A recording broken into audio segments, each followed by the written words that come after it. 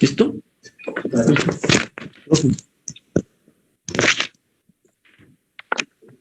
Hola, buenas noches. Buenas noches. Buenas noches. Bienvenidos a una charla más, transmitiendo desde Tepic, Nayarit. Charla Vino y Derecho Penal. En nombre de los que integramos esta firma de abogados, el licenciado Jack Beck, el licenciado Rigoberto y un servidor Marco Polo García, le damos la bienvenida a nuestro amigo, el doctor Fernando Flores, consejero presidente de la Delegación Puebla de la Barra Latinoamericana de Juristas y Peritos. Bienvenido, doctor. Bienvenido. A todos los que nos siguen Muy buenas noches. Por vía Facebook, agradecemos y los saludamos con afecto. Hoy con el tema criterios de oportunidad, el testigo colaborador. Le cedo la palabra al licenciado Jack Beck para que dé continuación con los trabajos de esta charla. Muy buenas noches, como ya lo comentó el licenciado Marco Polo, es un gusto saludarlos. Doctor Fernando, un gusto, licenciado Rigoberto, de todas las personas que nos siguen por Facebook. El día de hoy hablaremos de manera sencilla, de manera práctica, sobre una de las formas de terminación de la investigación. En este caso hablaremos sobre el criterio de oportunidad, pero nos vamos a dirigir directamente en lo que se llama o se conoce como el testigo colaborador. Es como los requisitos que se requieren para acceder a él, y al final concluir con un tema debatible si es justo o no es justo que alguien que cometió un delito, que posiblemente cometió un ilícito, termine exonerado por la circunstancia de colaborar con las fiscalías a que se le finque responsabilidad a un diverso. En ese caso, me gustaría escuchar primeramente al doctor Fernando Flores. Doctor, un gusto. ¿Cómo operaría el criterio de oportunidad? Adelante, doctor. Te escuchamos.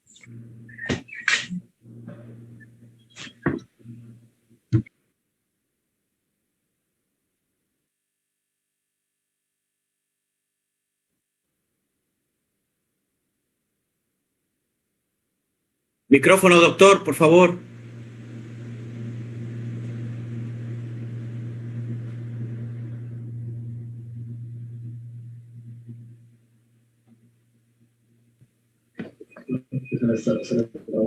Creo que estamos teniendo problemas con el doctor Fernando ahorita con su conexión. Bueno, esas son las cuestiones, la tecnología no tiene palabra, son las cuestiones que debemos atender. Esperamos ahorita que el doctor se conecte. Vamos a ver, vamos a atender lo que nos dice el artículo 256 del criterio de oportunidad, licenciado Rigoberto. Te escuchamos. Sí, licenciado Yadek, un gusto de nuevo encontrarnos en esta charla.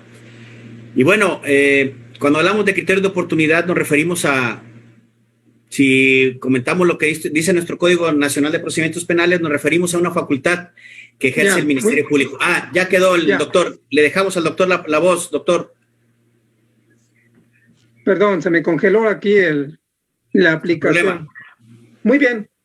Recordemos primero que nada que en el 2008, cuando entra el sistema acusatorio adversarial, el legislador obviamente previó diferentes formas de terminación de la investigación y entre ellos se encuentran precisamente los criterios de oportunidad, al igual que el procedimiento abreviado. Pero recordemos que obviamente también se pusieron algunas condiciones a los cuales me voy a referir. Se dice que el Ministerio Público es quien conduce la investigación y por ende es a petición de él o por parte de él quien le va a solicitar al juez de control se dé paso a este criterio de oportunidad como forma de terminación anticipada del procedimiento. Pero lo cierto es que también por ahí hay una pequeña frasecita que nos dice que el Ministerio Público, primero que nada, para poder solicitarla a un juez de control, se la debe de hacer saber al fiscal general o bien a su superior inmediato, lo cual trastoca en cierto modo la autonomía de la figura del Ministerio Público en atención de lo que nos marca el párrafo octavo, si no mal recuerdo, del artículo 21 de la Constitución, así como el 127 y 128 del Código Nacional de Procedimientos Penales. Ahora bien, supongamos que efectivamente el fiscal no tiene oposición de que el Ministerio Público solicita al juez de control se dé apertura a este criterio de oportunidad para poner fin a un asunto. ¿Qué otras condiciones nos pide el juzgador? Bueno, primero que nada, que no se trate de un delito grave. Segunda, que no se trate de delitos que rebasen la media aritmética de 5 años. Tercera, que tratándose de delitos patrimoniales, no se hubiese actuado el imputado con violencia. 4, en asuntos familiares o de violencia familiar no procede. En asuntos fiscales tampoco procede. Para el caso de los delitos culposos, si no mal recuerdo, no se concederá dicha petición cuando el imputado hubiese actuado bajo los efectos del alcohol o algún otro de los psicotrópicos o drogas no permitidos. ¿Qué otras cosas se dice que no se permiten? Bueno, cuando a criterio del juzgador no se hubiese llegado a la finalidad del artículo 20 de la Constitución, a saber, que se hubiera reparado el daño, o bien que se garantice la reparación del daño al agraviado o la víctima. Para el caso del testigo protegido o colaborador de la Fiscalía, habrá ciertos beneficios aun cuando se trate de un delito grave. En este caso me voy a referir al de asociación delictuosa o crimen organizado, o cuando su conducta activa o omisiva hubiese trastocado los derechos, en este caso, del patrimonio nacional, como fue el caso del colaborador del expresidente Enrique Peña Nieto, que obviamente no sé por qué razón solamente se fue por el personaje de categoría intermedia, con todo respeto, y no se fue directamente a la cabeza o titular del Ejecutivo Federal en ese tiempo. Quiero pensar que probablemente ese es un as bajo la manga para un momento coyuntural como el que vamos a vivir el próximo año, pero lo cierto es que ya marcó un precedente, y ese precedente es cualquier persona que se vea inmerso en un delito, sea cual sea, de los no permitidos por el legislador para este tipo de criterios, sí va a poder acercarse a colaborar. ¿Qué es lo que debe de ofrecer? Que el beneficio que va a otorgar con dicha colaboración es mayor para la importancia del Estado a el hecho de querer negarle la libertad a una persona que sí cometió esos delitos, ¿no? Es interesante esta figura, es muy, a mí me encanta no solamente la puerta que se abre, o decimos, como le digo a mis alumnos, el legislador muchas veces no sabe lo que está destapando cuando abre la caja de Pandora. No sabe que con esto va a sentar precedente y después ya no va a haber forma de poder decir a los otros, oye, si el otro lo dejó, hay un precedente, ¿por qué yo no? ¿Por qué yo no? Ustedes me dirán, y la sociedad lo ha manifestado en múltiples ocasiones, esta es una forma de poder favorecer a la parte activa o al sujeto imputado, porque de esta manera solamente el que tiene dinero puede alcanzar la libertad, y en cambio aquellos que no gozan de este privilegio pues se quedan compurgando las sanciones. Sí y no. Sí y no, porque obviamente la finalidad del artículo 20 no solamente está en inhibir el delito, también está en buscar en reparar el daño, proteger a la víctima y que el imputado no quede impune. En este caso no podría operar dicha figura si no fuera a través de la reparación. Tengo entendido que cuando el Ministerio Público solicita dicha medida ante un juez de control, debe de darle a saber a la parte agraviada u ofendida, así como a su asesor jurídico. ¿Para qué? Para que ellos mismos puedan revisar si es que efectivamente se está cumplimentando los requisitos para esta figura jurídica.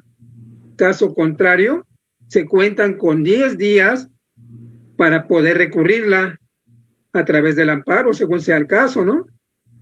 ¿Aquí voy bien o me regreso? Adelante. Micrófono. Bien, doctor, muy interesante. Vamos a escuchar, licenciado Rigoberto, ya lo dijo el doctor Fernando. ¿Cuál es tu opinión que no aplique el criterio de oportunidad tratándose del delito de violencia familiar? ¿Cómo opinas que las personas, bueno, va el licenciado Marco Polo? Sí, nada más una interrupción, darle la bienvenida al licenciado Omar López, de aquí mismo también de la ciudad de Tepic. Bienvenido, licenciado Omar, a Charla Vino y Derecho Penal. Gracias, licenciado. Muchas gracias. Un poquito tarde, pero aquí estamos. Bienvenido. Gracias. Licenciado Rigoberto, ¿qué opinas? ¿Cuál es tu punto de vista? Que las personas por violencia familiar no puedan acceder a este criterio de oportunidad.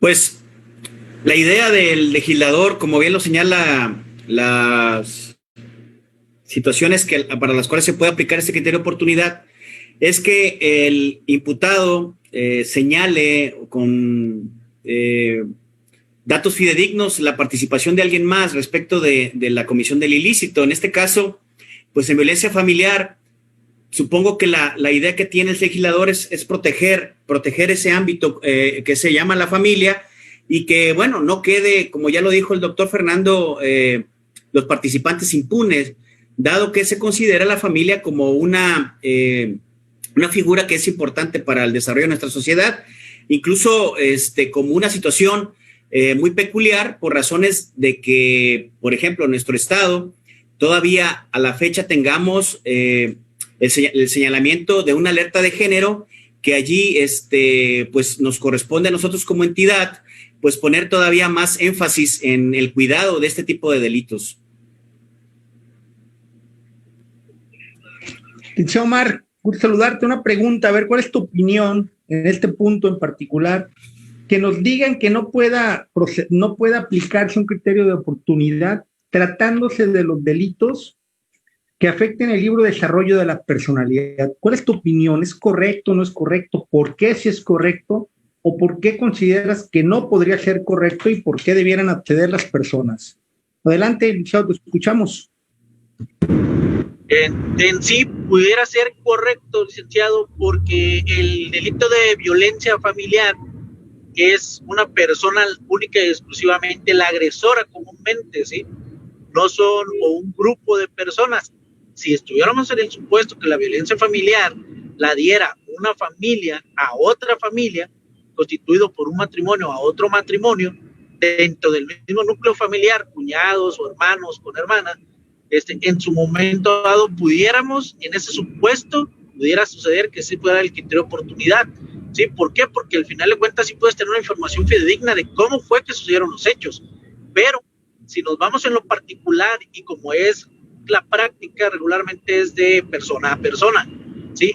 Entonces, como es de persona a persona, pues no puede operar el criterio no puede operar el criterio porque de oportunidad, porque al final de cuentas, pues el criterio te aplicaría para ti mismo, que tú pudieras dar alguna información que fuera a llevar a resolver el asunto de una forma fidedigna. Entonces, por ese punto yo considero que no se debe operar el criterio de oportunidad. Correcto, muy bien.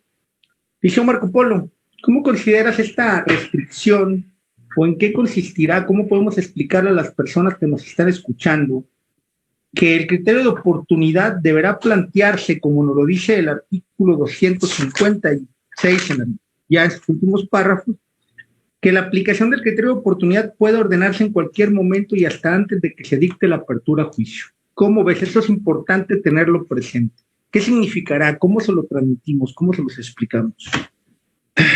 Bueno, licenciado, a todos los que nos siguen vía redes sociales o a las personas que a lo mejor no tienen el pleno conocimiento de esta figura, hay que verlo de la manera de que se trata de un bien superior, ¿verdad? O sea, lo que se ha estado estableciendo en los minutos que llevamos de la charla, antes del juicio es donde se podría tomar esa figura como tal, Claro. ¿verdad? Acceder a ese criterio de oportunidad, testigo colaborador. De igual manera, comentarle a nuestros amigos que, bueno, tienes una imputación, pero no necesariamente tienes que estar detenido, o no necesariamente tienes que estar en prisión. O sea, dependiendo el delito de que se trate, pues será la manera de poder acceder. Ya lo comentó el doctor, ya lo comentó Rigoberto. O sea, hay en situaciones en las que se puede acceder a ese criterio de oportunidad, y siempre va a ser por un bien superior. Muy bien, Liceo Marco Polo. Doctor Fernando, ¿qué opinas que haya restricción para los delitos fiscales? Siempre son meramente patrimoniales. ¿Cuál es tu opinión? Te escuchamos. Sí, quiero entender que la postura del legislador desde el momento en que se crea estas figuras jurídicas como forma anticipada de culminar la investigación, el proceso, es con la finalidad de agilizar la verdadera impartición de justicia. Primero que nada, que no se saturen los tribunales, los juzgados de oralidad con temas o asuntos, con todo respeto, que puedan significar de poca monta, que por la cuantía no amerite mover toda la maquinaria legal habiendo tantos otros asuntos, y cuando, entre comillas, se dice que pues realmente no son tan relevantes, que bastaría con que se llegara en una etapa inicial a un arreglo o un acuerdo reparatorio con la parte agraviada o ofendida, para así complementar lo que nos marca el 20 constitucional, hacerlo saber al Ministerio Público. Él lo sometería, como ya lo había referido, a consideración de su superior jerárquico, para que luego, a través de una audiencia ante el juez de control, se pudiera verificar que efectivamente se han cumplido los requisitos que nos marca el propio Código Nacional para poder operar dicha figura. Solo así, para el caso de los delitos fiscales, es algo semejante.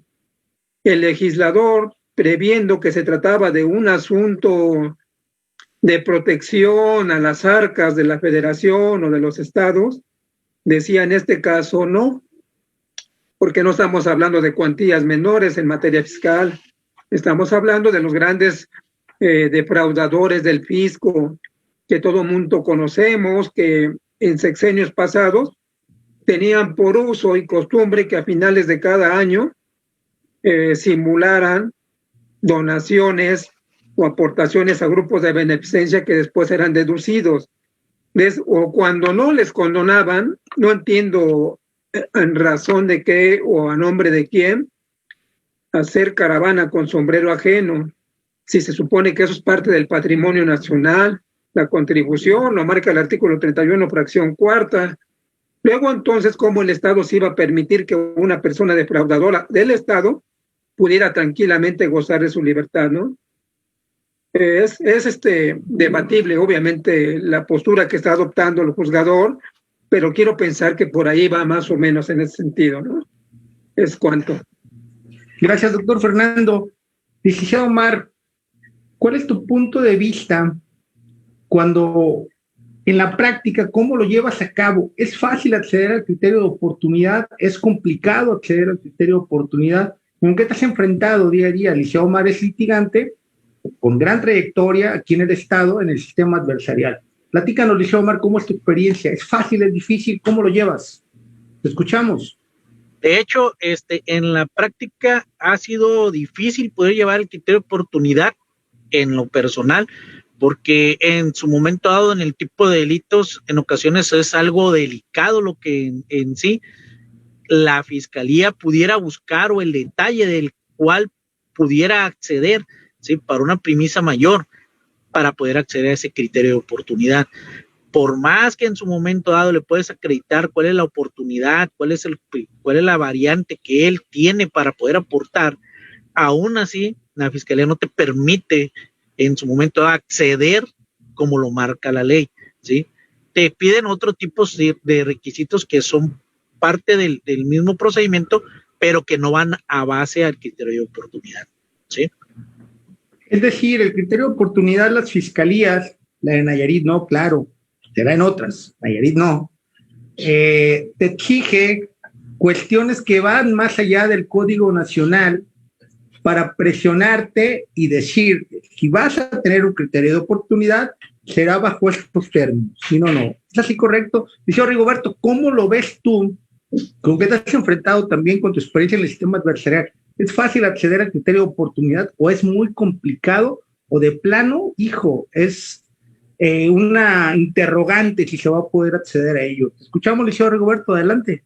Sí, la experiencia que hemos adquirido en el trayecto del ejercicio, nos hemos dado cuenta que, como bien lo dice el licenciado Omar, está uno sujeto del criterio que tiene la Fiscalía y efectivamente te tienes que sujetar a algunas condiciones que, independientemente de nuestro Código Nacional de Procedimientos Penales, exige, están predispuestas por razones de los criterios de la propia Fiscalía. Y bueno, el Código Nacional lo permite, nos habla que son criterios que ellos mismos deben establecer, dado que, como ya lo consideramos hace un momento y como bien lo comenta el doctor Fernando, probablemente atenten contra la capacidad que tiene el propio Ministerio Público de resolver, porque esos criterios los debe de mediar o los debe de normar el superior jerárquico, no está sujeto a disposición del Ministerio Público del Fuero Común o Federal en lo particular, sino que tiene que consultar a instancias superiores, en este caso la Dirección de Procesos y lógicamente tendrá que consultarse también a través del fiscal si puede operar o no ese criterio de oportunidad. Por lo tanto, al litigante, a nosotros como litigantes, nos pueden cooptar una situación que a lo mejor nosotros diríamos si hay fundamentación de acuerdo a nuestro Código Nacional, pero a la hora de entrar al análisis de los criterios que tiene la Fiscalía, bueno, tenemos que tratar de cumplir con todas las expectativas que ellos tienen y no va a ser fácil someterse de repente a todas las condiciones que se establecen para esos criterios de oportunidad. Muchas gracias, licenciado. Doctor, ¿cómo lo llevan ustedes en el estado de Puebla? Y claro, donde ustedes con las extensiones que tienen, ¿con qué se han encontrado? ¿Cómo digieren el criterio de oportunidad en su acompañamiento con las fiscalías? Te escuchamos, doctor. Tenemos un pequeño problema que se maneja las estadísticas. Lamentablemente a nuestros ministerios públicos les piden ciertas cantidades de carpetas de investigación llevadas ante un juez de control. No importa si daba pie a que se hubiese llegado a un acuerdo reparatorio mucho antes de haber llegado. Yo creo que el Ministerio Público a veces está olvidando su deber como representante social y que está violentando prácticamente un derecho de igualdad entre las partes. Recuérdese que uno de los principios es en el artículo 20 de la Constitución es el esclarecimiento de los hechos. Y él solamente se casa con una sola idea: llegar a ciertas cifras, llegar a ciertos números. No en vano prevalece no solamente a nivel local o poblano, sino a nivel nacional, la proliferación de los asuntos por delitos de narcomenudeo o de robo, cuando a veces las cuantías son menores, la exportación de los estupefacientes son menores. Esto se puede arreglar de una u otra forma, pero lamentablemente a veces nos encontramos, repito, ante la cerrazón de personas que han dejado de ser un representante social para convertirse en una máquina que trabaja en serie y que pasa,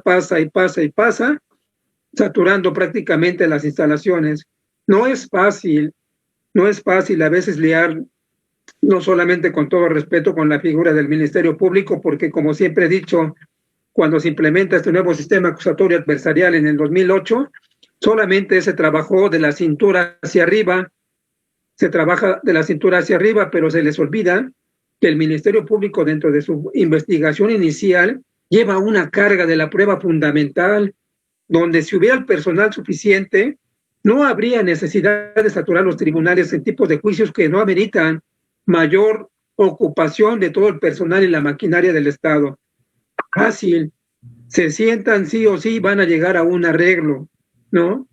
Probablemente la parte agraviada o ofendida por una cuestión menor y por el estado de emoción violenta en el que se encuentra, dijera, yo quiero ver a este tipo refundido en la cárcel. Oiga, señora, pero su delito no amerita mayor. No, yo quiero verlo. No, espérate, ¿no? En este restaurante, con todo respeto, no se pide al gusto. Hay una carta y tenemos que obedecerla, ¿no? O por cuantías menores. ¿Qué necesidad de estar prácticamente batallando, buscando, correteando al Ministerio Público y minutos antes de que entremos a la audiencia? Abogado, le corro traslado con sus copias certificadas que me pidió hasta este momento, ¿no? Hay mucho que corregir. Repito, no le atribuyo toda la culpa a nuestros ministerios públicos, pero sí a las autoridades superiores. Tienen que poner mayor atención en invertir en la maquinaria legal del Estado. Si la maquinaria no está bien aceitada, que no cuenta con el suficiente personal, que los inmuebles son deficientes, que ni siquiera se les permite contar con un auxiliar o tener a su lado pasantes para poder ayudarse, es súper complicado. Humanamente es difícil. Yo lo entiendo en esta parte porque he visto las dos partes, ¿no? Tanto el del asesor como el de la defensa. Y en ambos casos hay que andar correteando al Ministerio Público para llegar a hacer nada más a lo que se comprometió, su trabajo. Nada más, ¿no? ¿Cuánto? Gracias, doctor. Muy buena participación. Entonces, podemos decir que es muy complicado acceder al criterio de oportunidad. Podemos resumirlo así y podemos resumirlo que en realidad el criterio de oportunidad será una negociación y un beneficio para la Fiscalía. Liceo Rigoberto, te escuchamos en ese sentido. Entonces, la Fiscalía, cuando le convenga, tendrá que aperturar el criterio de oportunidad. ¿No le conviene? Perdón, le doy la voz. Un momento nada más, voy a tomar un minuto de su tiempo. Se unió con nosotros el licenciado Israel Parra Villa. Bienvenido, licenciado Israel Parra. Buenas noches, licenciado. Buenas noches. Creo que no se escucha, pero bueno. Bueno, aprovechando la pausa, hay preguntas que nos están haciendo nuestros amigos por la vía Facebook. Tenemos una pregunta de una persona que nos menciona cuáles requisitos suele exigir la Fiscalía para tener acceso a un criterio de oportunidad que legalmente no son exigibles. ¿Y por qué no es correcta esa exigencia? ¿Qué implican de facto esas exigencias? Si alguien quiere hacerse cargo, adelante. Licenciado Rigoberto, adelante, te escuchamos. ¿Crees que puedas hacer cargo? Sí, sin duda, lo que decía el doctor Fernando es correcto. Aquí entramos en varios detalles. Primera, lógicamente, como el reconocimiento para nuestros agentes del Ministerio Público, tienen mucho trabajo. Y la carga que tienen que cumplir es muy compleja, dado que, como lo hemos comentado antes, y lo comenta también el doctor Fernando, necesitan cumplir con cantidades, no asuntos, no situaciones de personas, sino de números, que desafortunadamente ese criterio que tiene Fiscalía lo vivimos todos los que hemos trabajado allí, que se manifiesta justamente con el cumplimiento de una estadística, no tanto de la solución de los problemas, lo que los aleja un poco de esa posibilidad. Y de repente, como suele pasar en todas las fiscalías, hay criterio, no hablamos del criterio de oportunidad, sino del criterio de actuar respecto de que tienen que cumplir determinada cantidad de carpetas que se van a acercar al juez de control y que saben que forzosamente de ahí tendría que devenir algún procedimiento y forzosamente se tendría que sujetar al imputado a ese procedimiento.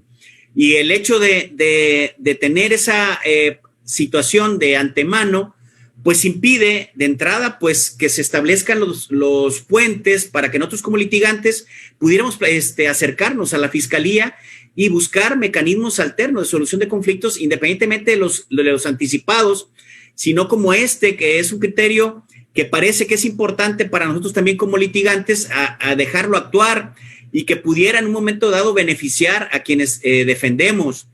Sabemos que esa situación, pues, de repente podría dejar incluso en nulidad los derechos que bien mencionaba el doctor Fernando respecto de los imputados, porque pues, la igualdad de las partes se ve mediada por ese criterio oficial y por lo tanto pareciera que el interés no es resolver los asuntos, sino más bien judicializarlos y llevarlos a un término que en un momento dado pudiera ser hasta difícil remediarlos, lo que pues impide a nosotros como litigantes tratar de buscar mecanismos que pudieran solucionar los problemas lo más rápido posible. Sabemos que la sociedad reclama que la fiscalía haga su trabajo y que probablemente algunos pensarán que es injusto que alguien disfrute como imputado de esos beneficios. Sin embargo, si la Constitución no los permite y el Código Nacional lo permite, yo creo que sería justo para las partes en general que se aplicaran de manera consuetudinaria y que el Ministerio Público tuviera esa posibilidad, pero no es problema del Ministerio Público, como bien lo acabamos de decir, es problema incluso de criterios que ya están señalados a nivel gubernamental para el cumplimiento de metas, y estamos hablando aquí nada más de números y más números, no de la función que tiene el Ministerio Público, como también lo comentó el doctor Fernando. La representación social se ve mediada por ese tipo de situaciones oficialistas y que impiden que las partes verdaderamente obtengan lo que es un beneficio, porque si este asunto estuviera realmente mediado, diríamos que el Código Nacional de Procedimientos Penales no es letra muerta en algunas situaciones y que las partes pudieran resolver las situaciones con la finalidad que se tiene. ¿Cuál es? Bueno, pues si es un contenido patrimonial, pues enaltecer ese contenido patrimonial y resolverlo desde ese punto de vista, no cumpliendo horas cárcel o días cárcel, como de repente es el criterio, ¿verdad? Perfecto. Gracias, licenciado Rigoberto. Entonces, bueno, si la aplicación del criterio de oportunidad tiene la acción penal, licenciado Omar, ¿cómo la Fiscalía puede cuidar en la práctica que no estés ventilando información por el solo hecho de evadir tu responsabilidad? En la práctica, ¿cómo se lleva? ¿Realmente la Fiscalía velará porque la información sea fidedigna o nada más será que me tendrás que decir en juicio lo que me interesa y con ello te voy a excluir definitivamente una responsabilidad? Adelante, licenciado Omar, te escuchamos. Sí, licenciado, como esa la práctica, como bien comentó el doctor, la carga de trabajo de los ministerios públicos muchas veces lo sobrepasa y muchas veces van sobre un conteo matemático, cumplimiento mensual. En eso, en referencia, el Ministerio Público para poder acudir regularmente, sí, primero tiene que corroborar que lo dicho para quien se va a aplicar el criterio de oportunidad sea del caso que está en su momento dado, los ocupa, ¿sí? No que por acudir al criterio de oportunidad tenga que decir hechos que no son imputados, ¿sí? Para poder acudir argumentando que en su momento dado no son correctos o verídicos, ¿sí? En lo que está correspondiendo, pero sí la Fiscalía se da la tarea a investigarlos.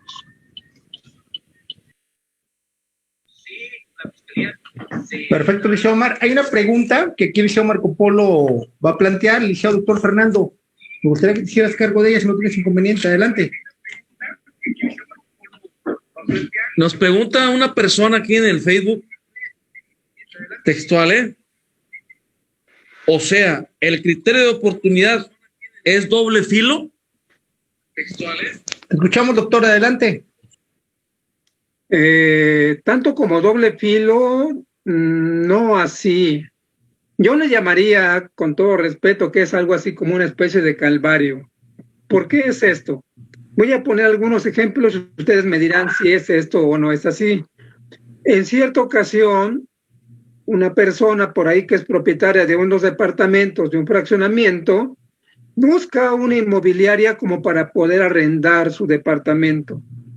No lo hizo él, buscó alguna agencia especializada en este asunto inmobiliario. La agencia se encarga de buscar a los clientes, a sus posibles fiadores, bla, bla, bla, cumple con el requisito y se los entrega. El dueño original pues nada más cobraba sus pensiones rentísticas y todos feliz y todo contento.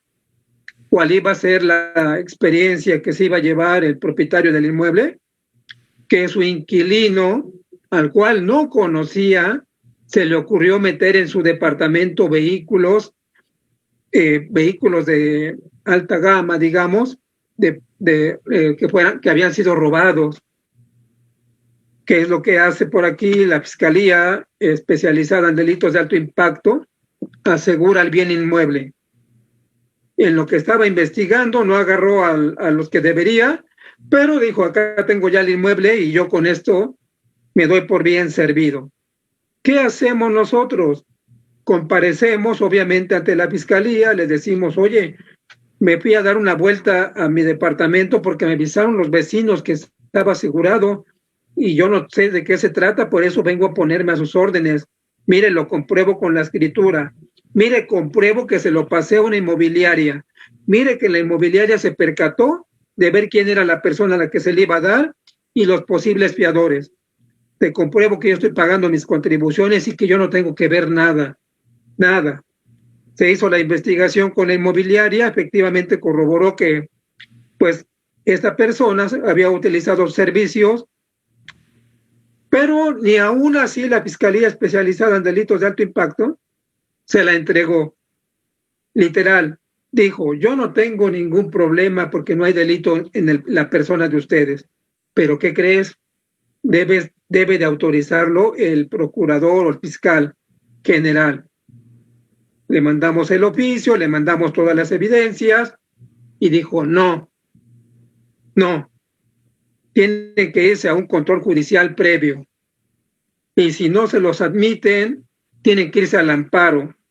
Pregunto, ¿qué parte no entenderán nuestros señores fiscales para poder discernir lo que es un acto delictivo a un excluyente de responsabilidad? Cierto es que el inquilino había hecho mal uso del departamento, pero el cliente, ¿qué culpa tenía si ni siquiera se lo dio directamente a él? Utilizó a una inmobiliaria.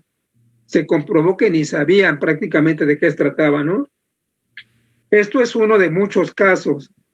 Otro, donde supuestamente a un imputado le atribuyen al detenido en su momento que utilizaba chalecos tácticos. Él se dedicaba al transporte público en su modalidad tipo Didi, no recuerdo bien la marca.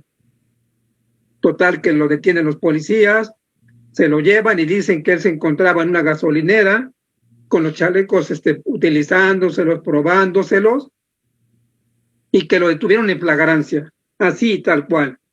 Haciendo el trabajo de investigación de nuestra parte, fuimos a ver las cámaras de la gasolinera, dice, no, acá solamente se ve que pasa tu cliente en su coche, atrás va la patrulla, ni siquiera hace el intento de detenerlo. Lo detienen más adelante, a media calle.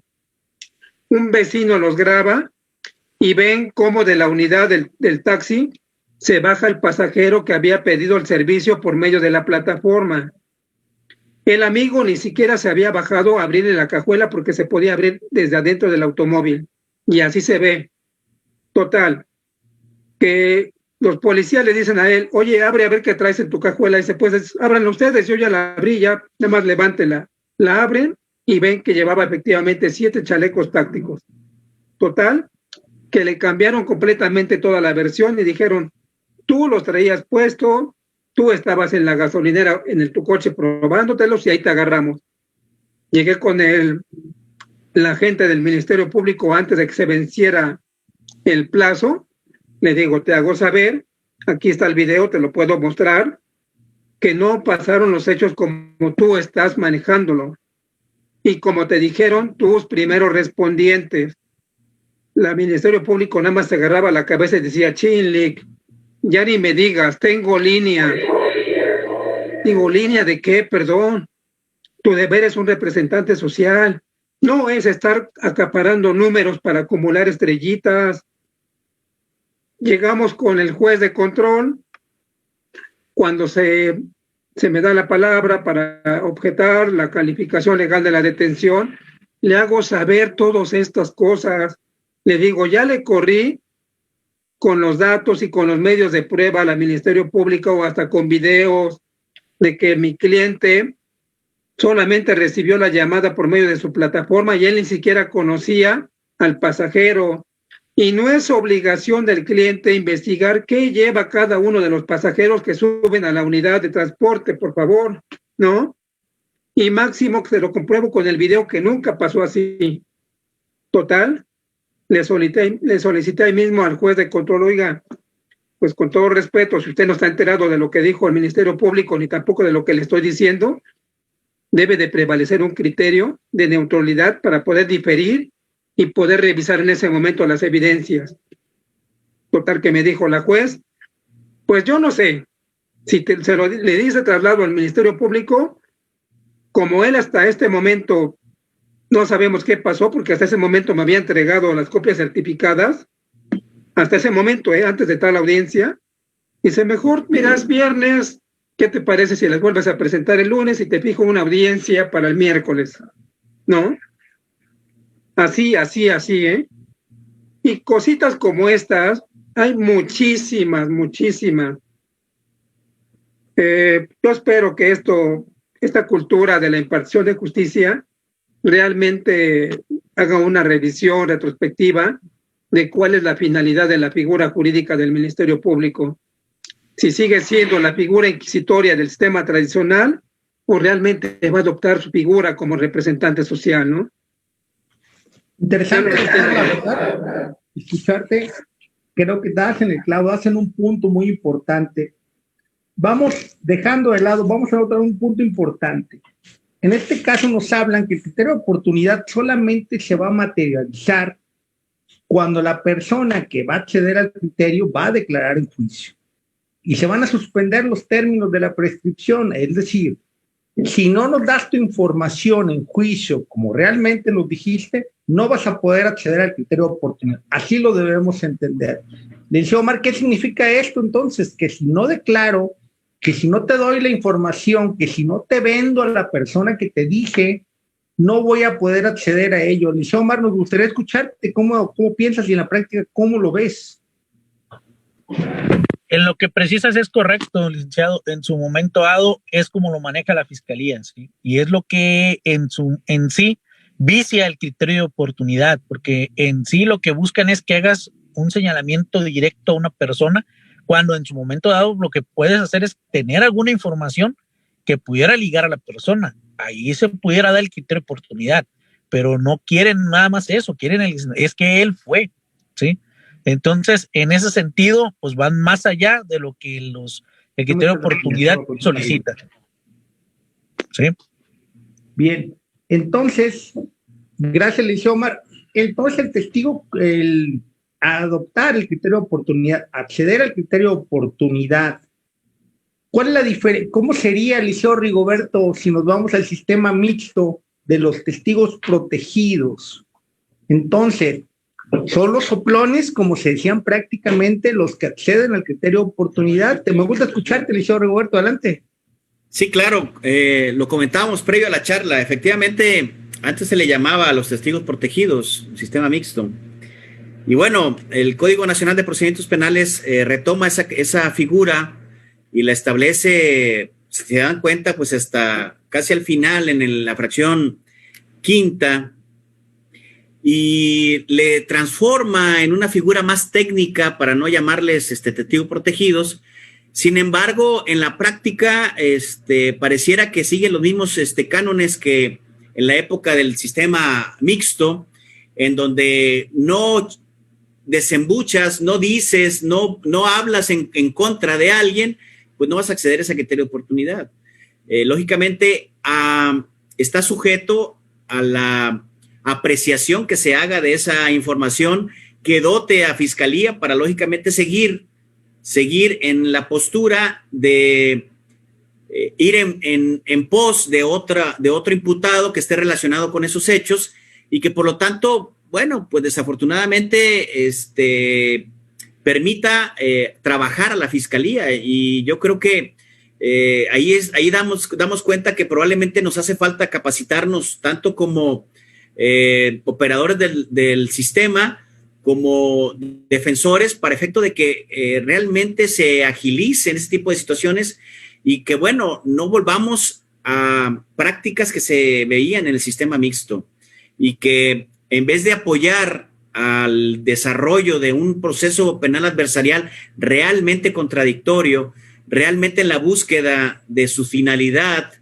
como era la idea cuando nace el Código Nacional de Procedimientos Penales, que se ha ido reformando, y esa reformitis, en vez de ayudar al desarrollo del proceso como nosotros habíamos pensado en la época que se plasma la reforma en 2008, pues iba a ir en esa vertiente. Nos damos cuenta que esta figura, efectivamente, como bien lo dice el licenciado, refritea, retoma y acerca lo que antes se le llamaba el testigo protegido o el testigo delator, de alguna manera, del sistema mixto, y que por lo tanto no abona a lo que realmente nuestro Código Nacional de Procedimientos Penales necesita y que se debe de aplicar, ¿verdad? Gracias, licenciado Rigoberto. Doctor, entonces, ¿consideras que este criterio de oportunidad, el testigo colaborador, puede tener similitud con el testigo protegido del sistema mixto? El nombre cambia. La situación parece que viene siendo la misma, porque a fin de cuentas lo que se persigue es que el Estado pueda obtener un beneficio mayor sancionando a las personas, no solamente intelectuales, sino también las materiales. Y recuérdese que en la comisión de un delito no solamente interactúan los materiales, están los intelectuales, los colaboradores o instigadores, bla, bla, bla. Y es una cadena prácticamente grande. Y si el beneficio para el Estado viene a ser algo mayor, yo creo que sería conveniente, sí, implementarlo, pero a fuerza de ser honesto entre las partes, de tener oculto a una persona por ahí, como que está vulnerando en cierto modo también la otra parte, ¿no? Está dejando desprotegida a una de las partes dentro del proceso y solamente se está dando o privilegiando a una de ellas. Y pues sí es debatible la figura prácticamente. Ojalá, obviamente, como nuestro sistema legal es dinámico, como las sociedades lo son, que podamos llegar en un momento en que realmente se perfeccione esta figura y cumple con su finalidad, ¿no?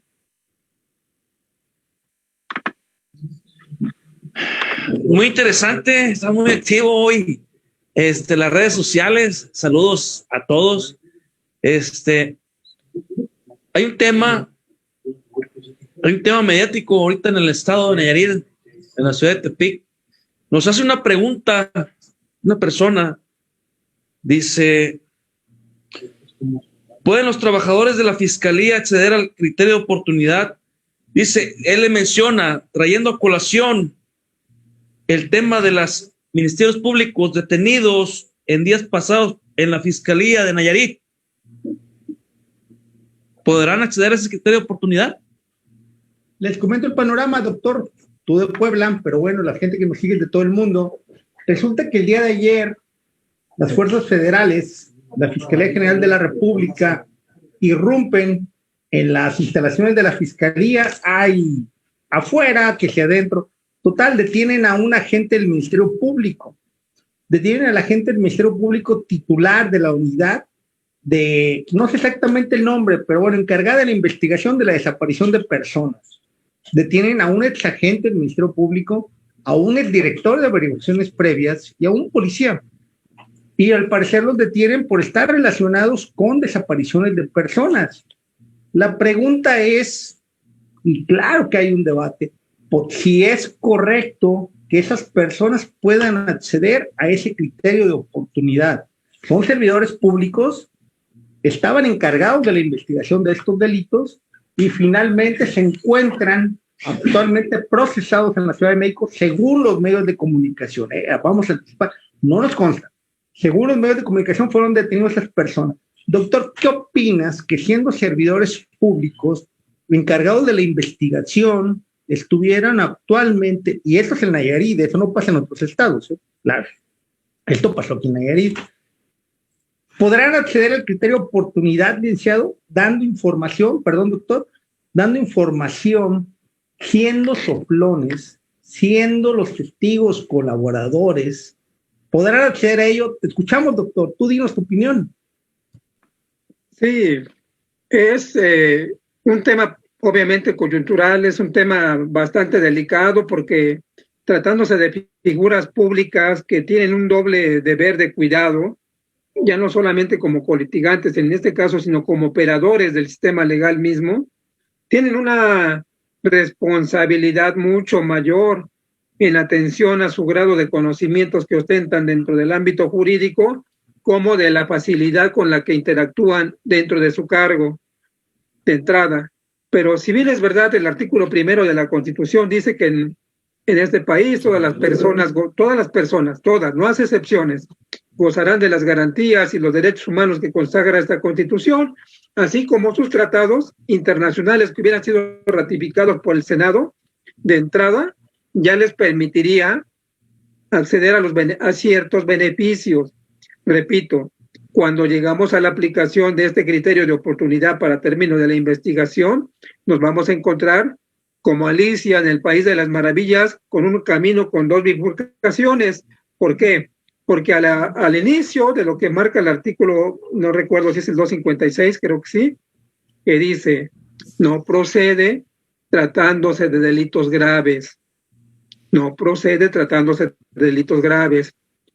Bueno, ahí pudiera ser que uno está de acuerdo, pero repetimos lo que dice la Corte Interamericana de Derechos Humanos: quítate esa carga de inquisidor, porque uno de sus principios dice por ahí que todas las personas somos inocentes hasta que no se compruebe a través de haber sido oído y vencido en juicio que ha sido culpable. Mientras esto no proceda, queda a criterio del juzgador si aplica o no el último párrafo de ese artículo, tratándose de testigos protegidos, antiguamente llamados soplones, si colaboran con el Estado para la integración de una mejor investigación y puede llegarse a aprender a otros, muchos más involucrados que siguen por ahí operando de manera clandestina y de forma temeraria, habría que sopesarlo, porque obviamente cuando se empieza a destapar la caja de Pandora, repito, no brinca uno ni dos, se van a dar cuenta de que esto es una red y se puede llegar inclusive a comprobar el grado de vulnerabilidad que ostenta el Estado como impartidor de justicia. El crimen organizado está en todos lados. Suena feo decirlo, pero nuestro sistema legal parece coladera, con todo respeto, ¿no? Espero haber respondido a la pregunta. Claro, doctor, muchas gracias. Creo que sí, es un tema mediático en Nayarit. Finalmente fueron, según la información que fluyó, fueron detenidas un agente del Ministerio Público, un exagente del Ministerio Público, un exagente un exdirector de averiguaciones previas y un elemento de la policía, lo que se encontraban, y por esas cuestiones de desaparición de personas es que se encuentran detenidos. Dice Rigoberto, te escucho, ¿cómo ves entonces si esta parte donde esas personas, ya lo dijo el doctor, no pudieran acceder, pero qué tal la coyuntura jurídica, como dice el doctor, esas lagunas jurídicas que nos encontramos, que pudieran acceder? Es decir, yo soy servidor público que me encuentro encargado de investigar la desaparición de personas, pero viene por mí el gobierno federal y resulta que hice todo lo contrario, coadyuvé en la desaparición de personas. ¿Será, vamos a hablarle legal, ético, que pueda acceder a ese beneficio desde el punto de vista personal? ¿Cómo lo ves, Liceo Rigoberto? Te escuchamos. Sí, efectivamente es contradictorio, ¿verdad? Es controversial el tema. Y bueno, no tengo conocimiento exacto de qué situaciones les están imputando. Sin duda, el deber de cuidado que tienen como ex servidores públicos o servidores públicos actuantes, pues es mayúsculo y pudiera decirse que hay mayor gravedad en la comisión del hecho probablemente delictuoso. Sin embargo, como bien lo dice el doctor, tendremos que aplicar también los criterios que nos establece la Constitución. Nuestra Constitución, nuestra Carta Magna, el artículo 1 constitucional, habla de la igualdad de todas las partes. Habla de la igualdad de todas las personas, independientemente de la función que estén realizando.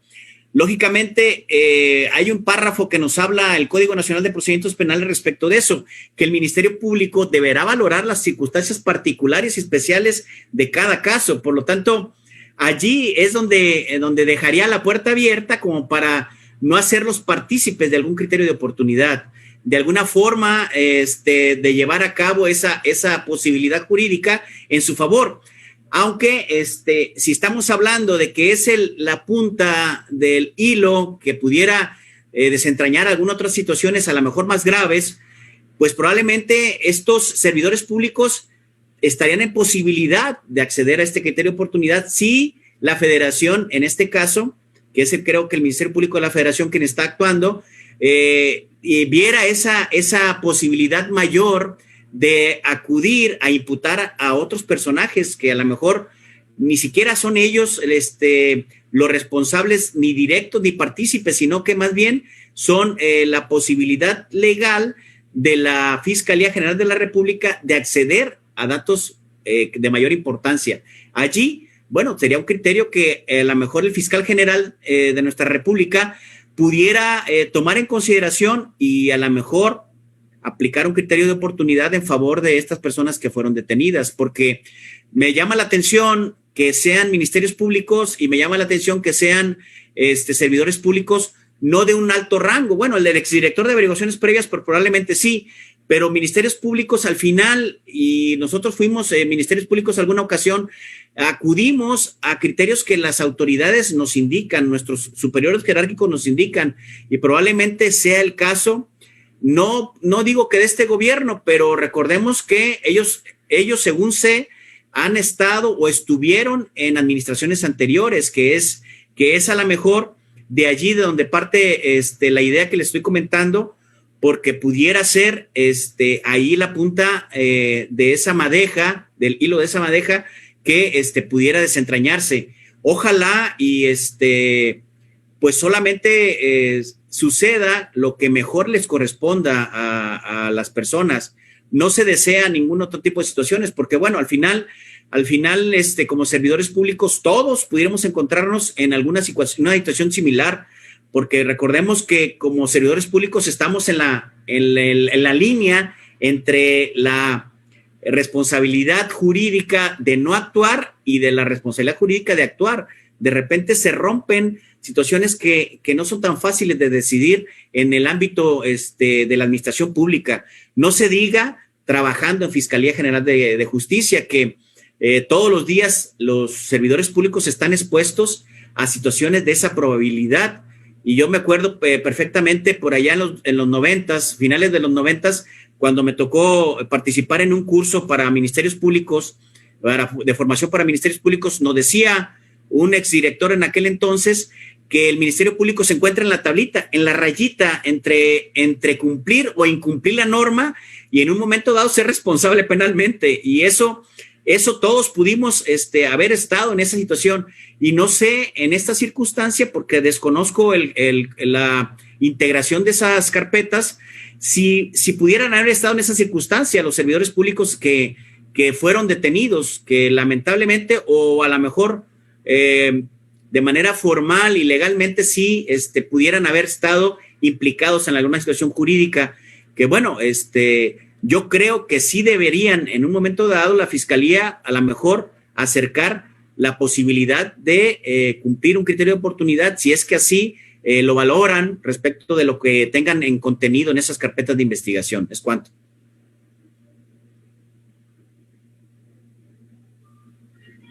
Señor Rigoberto, la verdad que muy ilustrador. Fuiste agente del Ministerio Público, conoces cómo sabes. Dije, Omar Alejandro, tú litigante, ¿cómo ves, cómo lo puedes ver desde la perspectiva de la defensa de ellos o desde la perspectiva como asesor de las víctimas. ¿Cómo veías, te voy a preguntar directamente, como asesor de las víctimas, que servidores públicos, de acuerdo a lo relatado por las redes sociales, ¿verdad? Insisto, que estaban encargados de la búsqueda de personas, ahora actualmente se encuentran procesados por no haber cumplido con su función? Tú eres representante de las víctimas y ellos y los servidores públicos van a acceder al criterio de oportunidad. ¿Cuál es tu opinión, dice Omar? Te escuchamos, adelante. Como asesor jurídico, nos opondríamos completamente a que accedieran. ¿Sí? ¿En qué fundamento? En el sentido de que ellos son servidores públicos y tienen al alcance, siendo un servidor público al servicio de la Fiscalía, estando hablando que es un ministerio público teniendo a su alcance, ¿sí? El uso de los mismos agentes de la investigadora, oficiales, para que en su momento determinado las víctimas, quienes se acuden a la misma fiscalía, que acuden con ellos mismos a poder que les brinden la información o los ayuden a encontrar a esas personas desaparecidas, ¿sí? Entonces debatiría en el sentido de que, teniéndose ellos todo el acceso y el apoyo gubernamental, nos oponemos rotundamente a que se les brindara ese criterio de oportunidad, derivado de que ellos estuvieron conscientes y como bien lo comentaba el licenciado Rigoberto, están en la línea del Ministerio Público entre una decisión bien y una decisión mal. Podríamos tomarnos ese punto, ¿sí? El fundamento para el argumento sería, pues si tienes todo el organismo gubernamental a tu poder, aunque eres Ministerio Público, pues con el solo hecho de hacer un oficio, girarlo para crear un acto de investigación, ¿sí? O en su momento determinado mandar agentes de la policía investigadora a que hagan una entrevista, ¿sí? Que en su momento dado pudiera darse que tornase como intimidatorio, porque aparte las personas que desconocen de la ley, pues ven a un agente de la policía y aparte te habla un poquito duro, pues ya te intimida en ese sentido, ¿sí? Entonces tenían todo un alcance para generar ese temor fundado a las víctimas para que ellos evitaran el seguir indagando de qué pasó con su familiar desaparecido, ¿sí? Eso sería una parte del inicio en su momento dado, el argumento para que no acudieran al criterio de oportunidad. ¿Es cuánto? Saludos. Gracias, Liceo Omar. Doctor, ¿cómo analiza desde un panorama externo, porque en un estado como Nayarit, los fiscales encargados, personal de la Procuraduría, ¿cómo lo adviertes? ¿Cómo lo adjetivas? Que vengan las fuerzas federales y detengan a estas personas que ipso facto se las llevaron, según las redes sociales, no nos consta. ¿Cómo lo adviertes tú? ¿Cómo se conceptualiza? Te escuchamos, doctor. Es un tema muy delicado porque de entrada nos está mandando un mensaje a toda la sociedad, a todos los gobernados, de que nuestros sistemas legales se encuentran prácticamente pues permeados por el crimen organizado. También hay que aplicar la famosa duda filosófica que dice por ahí: no des por hecho todo aquello que no conoces, porque está claro que los medios de comunicación se las gastan perfectamente bien cuando quieren inducir a las personas para llegar a una finalidad o a una conclusión. Quiero pensar que obviamente ellos no son el extremo final de esta comisión ilícita, ¿no? Que probablemente solamente sean la escala menor de otro grupo mucho mayor. Y atendiendo a lo que decía el compañero que me antecedió, ex agente del Ministerio Público, pues es verdad, ¿no? Le asiste el derecho a la parte agraviada o ofendida en este caso, en atención a lo que nos marca el 284 del Código Nacional de Procedimientos Penales, para hacerle saber a este juez de control del parámetro de los 10 días por qué no estaría de acuerdo en que gozaran estos personajes de estos beneficios. ¿Qué pudieran decir? En atención a lo que nos marca el 204 del orden legal, pues no puedo estar de acuerdo con que estas personas gocen de su libertad o de su privilegio, porque de entrada ellos tenían un deber sagrado de cuidado como representantes sociales, como personas que se encontraban perfectamente como operadores del Estado, con toda la maquinaria legal, con la fuerza pública. Y yo qué, ¿no? De gozar ellos de su libertad al rato capaz de que salen y me van a privar de la vida, no solamente a mí, sino a mis familiares. Y si estaba yo por el hecho de que detuvieron o perdieron a alguno de mis familiares, al rato vamos a crecer mucho mayor. Entiendo perfectamente este sentido, el otro extremo, que es la parte agraviada o ofendida, ¿no? Y por eso el 258 de ese ordenamiento legal nos dice también qué tipo de recurso implementar en estos casos, ¿no? Para que si el juzgador, el juez de control no atiende mis manifestaciones, probablemente en una instancia superior puedan atender. Repito, lamentablemente me he percatado que siempre existían dos jurisprudencias y aplicaban a veces o la más lejana o la más cercana o la que más favorecía en ese momento al juzgador. Quiera Dios que hemos esa etapa y que sí es la finalidad del derecho como tal, ¿no? No solamente estar encerrando por encerrar, pero sí para alcanzar el fin de... ¿Es cuánto?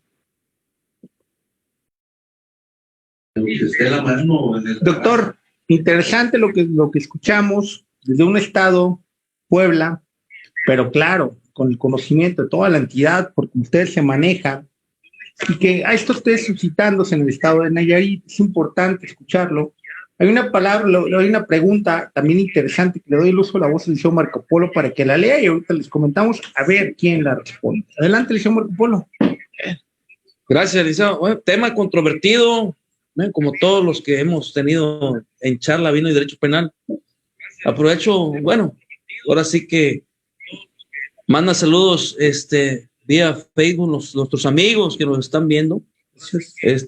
Tubalquín, Trismegisto, mi querido hermano, saludos. Giselle, Elsie, Yescas, Rubén Martínez, saludos, doctor Fernando. Giselle, Elsie, Yescas, saludo a todos ellos. Martínez, saludos, doctor Fernando. Marta Ramírez, excelente charla. Ay, felicidades. Hay unos que, bueno, como servidores públicos tienen los mismos derechos. Hay opinión dividida. Claro, es un tema controvertido. El doble filo que una persona también dijo, es un doble filo. Bueno, pues ahí está, ya se contestó. Buenísima charla. Felicidades a todos. Felicidades, doctor. Felicidades, Rigoberto. Licenciado Omar, felicidades. Felicidades, Rigoberto. Hay otra pregunta. Una pregunta.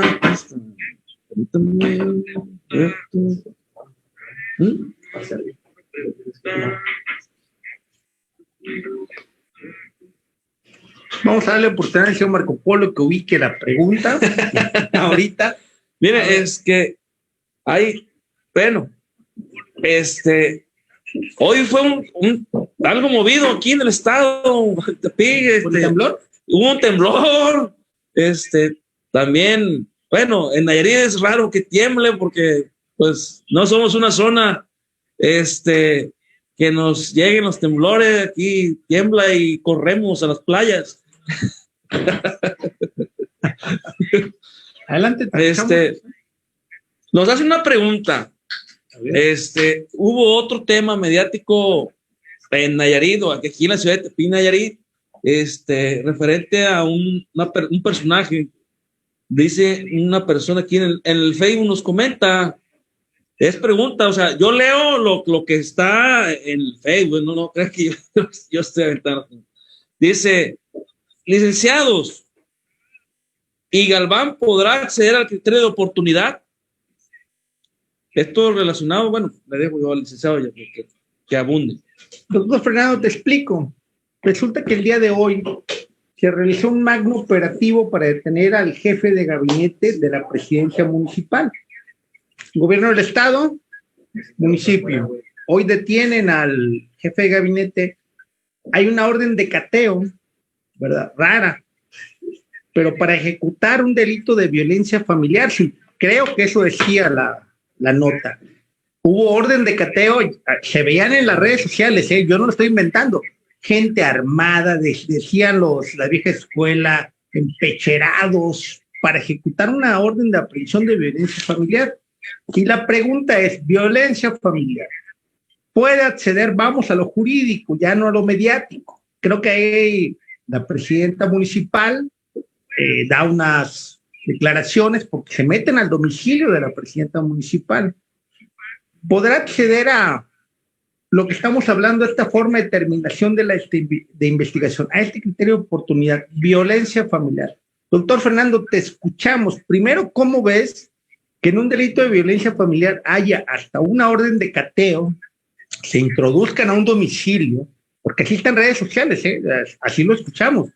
¿Cómo adviertes? Primero, ¿cómo lo ves el panorama? Y dos, si sería procedente desde tu perspectiva. Doctor Fernando, con tu experiencia, tú estás en Puebla, te escuchamos, adelante. Sí, hace poco escuchaba algunos jueces de control precisamente comentando ese tipo de situaciones de por qué no se puede acceder a este beneficio en los delitos de... Tan solo en el Código Penal para el Estado Libre y Soberano de Puebla ya se convierte en unos delitos de tipo grave. ¿Por qué?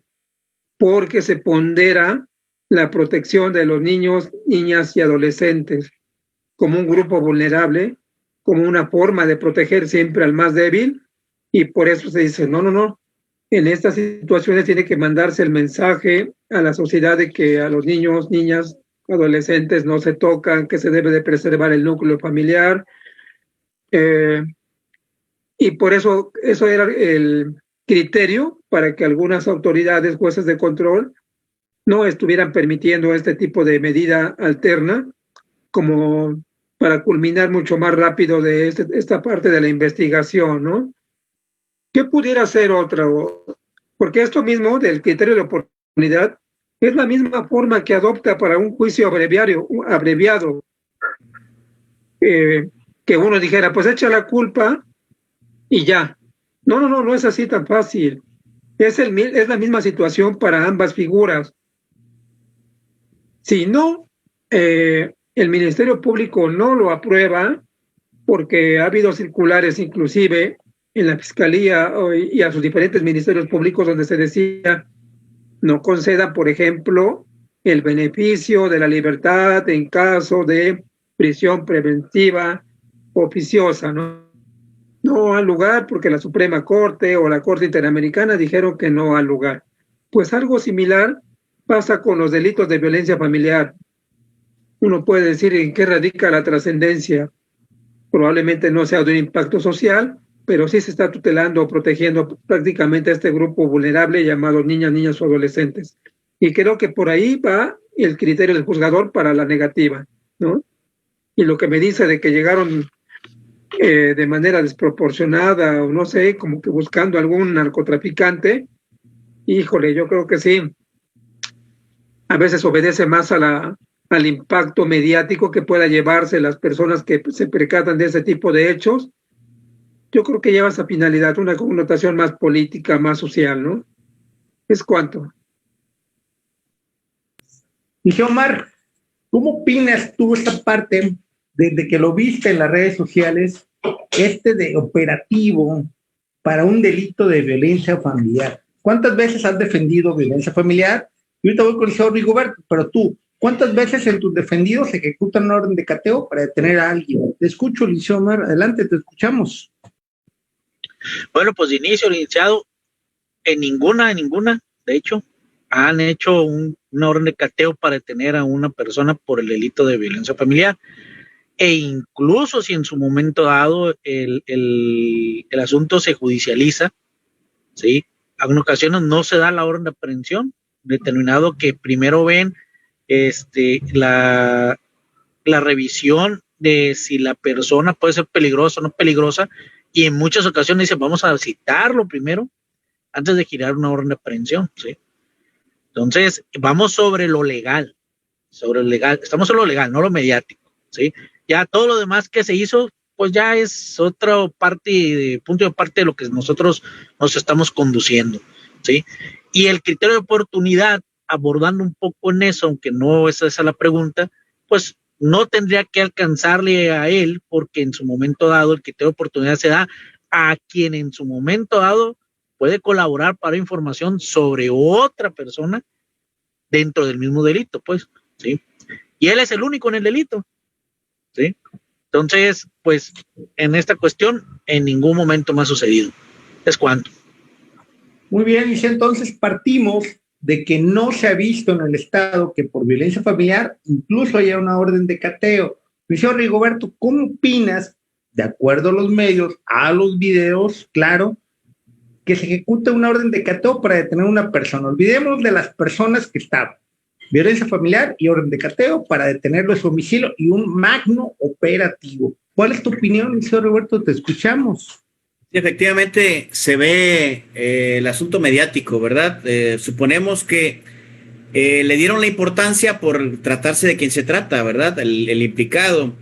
Si es una cuestión extraña, rara, que yo no había visto que para ese tipo de delitos. No sé en realidad si efectivamente por esos delitos haya sido ejecutada la orden de aprehensión. Según por ahí circulaba un video que la propia presidenta municipal decía que no, que le habían informado que esa orden de aprehensión era por esos delitos, pero en realidad yo pondría en duda incluso los comentarios de cualquier índole si no tengo al alcance la carpeta, pero parece que es desproporcionado el actuar de las autoridades respecto de supuestamente ese delito se trata, ¿verdad?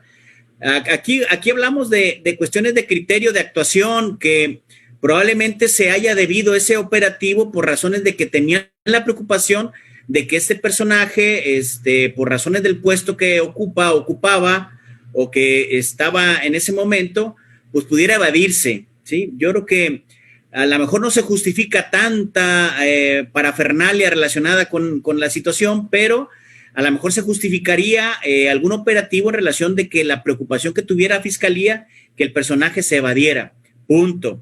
Lo demás, yo creo que sí es parte de un compromiso que se tiene, pues, de hacer extensiva esta situación a mucha gente.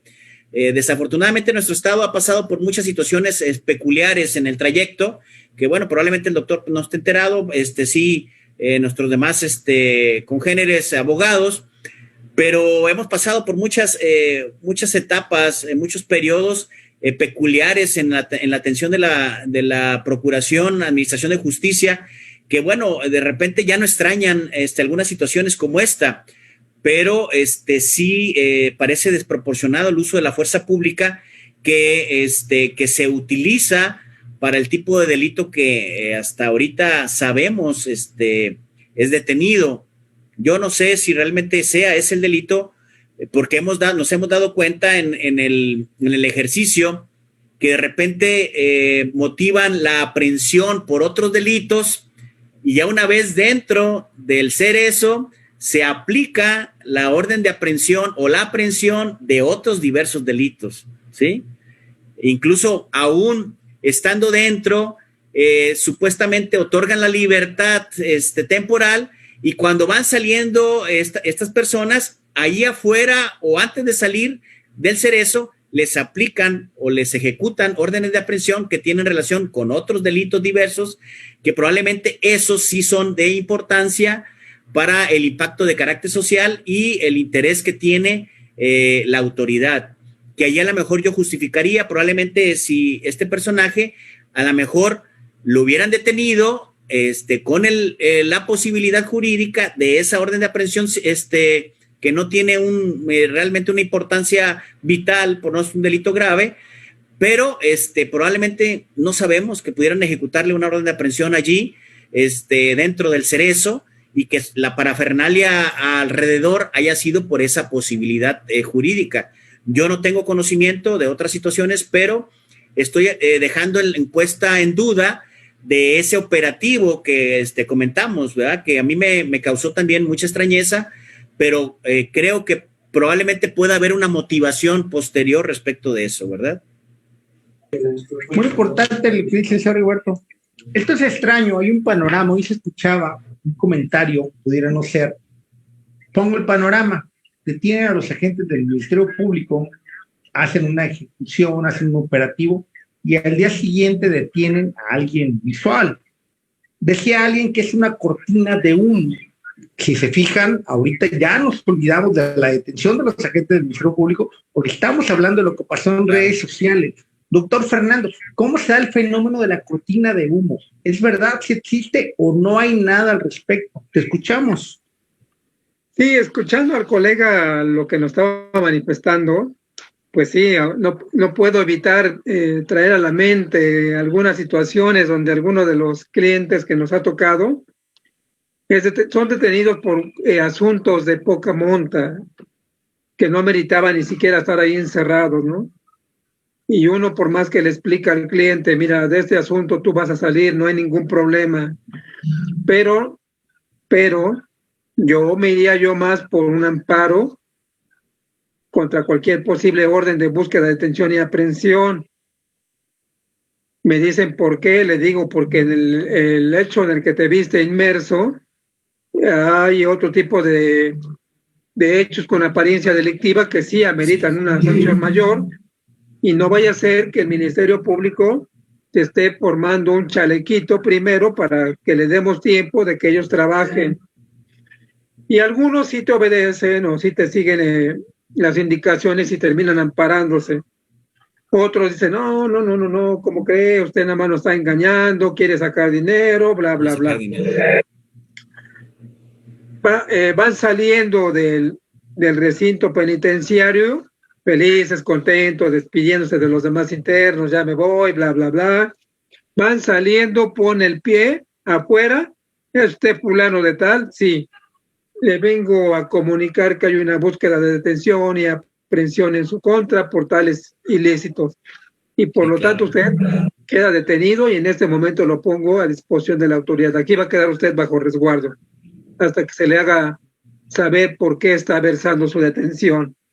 Y por más que grita y patalea, abogado, ayúdame, pues había el momento como asesor jurídico, como abogado, de poder prácticamente ampararlos para esos hechos. Repito, esto es una práctica lamentablemente que los ministerios públicos acostumbran mucho, se van por un delito menor, en lo que ganan tiempo, integran bien la carpeta de investigación y cuando ya tienen elementos mínimos suficientes como para llevarlos a un juez de control, entonces ahora sí, ¡pum!, te la aplico, ¿no? Doctor, importante lo que dice. Hay una, pero bueno, vemos muy activas las redes sociales, por eso estamos aquí. Vamos a hacer la última pregunta.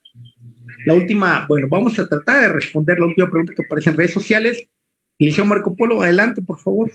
Sí, les comento, hay una persona que nos pregunta vía Facebook, dice que pasó hoy en una universidad de aquí del estado de Nayarit, de Tepic.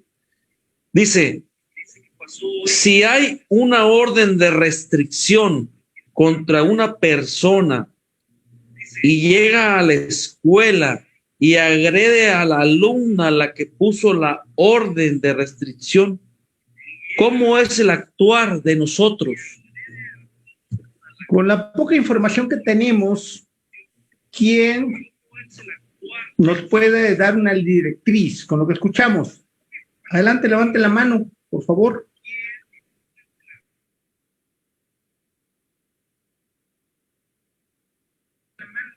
Bien, si es el restringido quien está actuando en contra de la integridad corporal, bueno, pues ahí automáticamente se haría merecedor, pues probablemente a una posible orden de presentación o de aprehensión. Pero si es a quien se está protegiendo por la restricción y es quien agrede al restringido, pues ahí la situación cambia. El restringido podrá o tendrá capacidad o posibilidad jurídica para denunciarlo por el diverso delito, independientemente de que sea el otro que se haya acercado. Aquí, por medidas cautelares, probablemente el restringido va a recibir un llamamiento si no agredió él a la persona que presentó la orden de restricción. Pero pues es una cuestión muy controversial, porque pudiera decir la persona que pidió la protección a la restricción que el restringido lo provocó y que por lo tanto está generando esa dinámica, y va a decir, bueno, es que el otro me provocó, yo actué, pero él antes me ofendió, se acercó a mí, hizo lo necesario para llamarle a mi atención, cuando él sabe que no puede acercarse a determinada distancia por razones de lo que ya se le está siguiendo una carpeta de investigación y hay una medida cautelar de protección en mi favor. Claro, perdí los estribos y lo agredí. ¿Por qué? Porque él empezó a agredirme de manera verbal. Aquí están los dos supuestos. Para empezar, al restringido, si es parte del cumplimiento de una medida cautelar por la cual no se le está ejecutando una orden de aprehensión, pues va a hacerse merecedor de que el juez pueda girar medidas cautelares, solicita al juez para que se gire una orden de reaprehensión, ¿sí?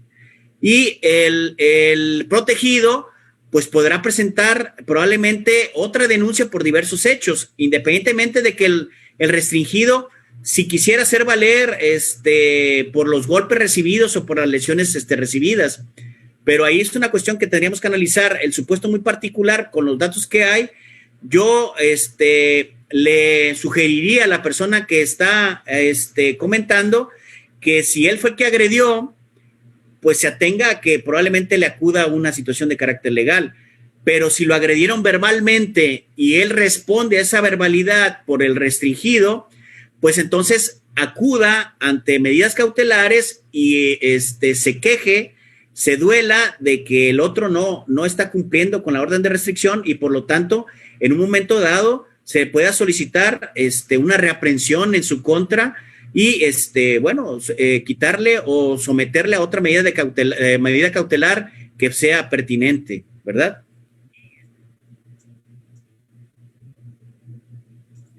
Gracias, licenciado Rigoberto. Entonces, podemos concluir este criterio de oportunidad, esta forma de determinación de la investigación, reunidos los requisitos del Código Nacional, seremos los que aportaremos información eficaz para la Fiscalía para que ellos procesen a otras personas. Nosotros tendremos que acudir a juicio con los requisitos que aquí exigen para que sean procesadas las personas. Pongámonos en el contexto. Yo declaro y tú, Fiscalía, vas a procesar al pez gordo, al que te interesa. Creo que podemos resumirlo de esa manera y es lo más importante. Con esto concluimos.